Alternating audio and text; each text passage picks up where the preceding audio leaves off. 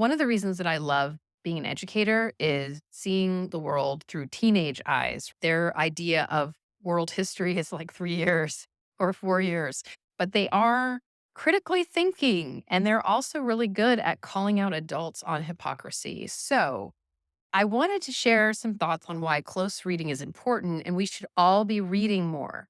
Okay. We should all be reading more.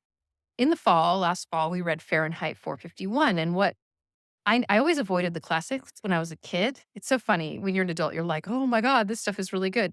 But I'm reading these books and I'm realizing how spot on Ray Bradbury was when it came to this prediction that technology would lead to the dumbification of, of America.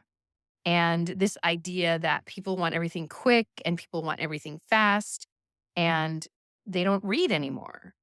And his theory was it was technology's fault. It's interesting. He kind of avoids this idea that maybe the government is involved. And the fact that he's a white male also is very interesting. I think there's a cultural lens that we could look at that would be very different if he had written it if he was a Black woman or anyways. The point that I just can't get out of my mind is this idea that nobody reads and they like it like that. We have AI, Google results even. One of my daughters pointed out, you Google stuff now and there's that AI summary that nobody asked for.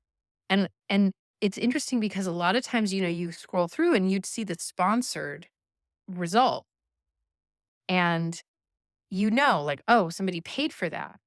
But the AI results, like, does anybody think about that? It's not real. You have to scroll and scroll and scroll to actually just get general results. And so then it makes me wonder how many of us we're just consuming things that we're being given.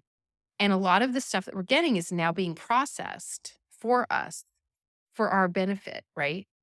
But some of it is not true. Some of it is not real.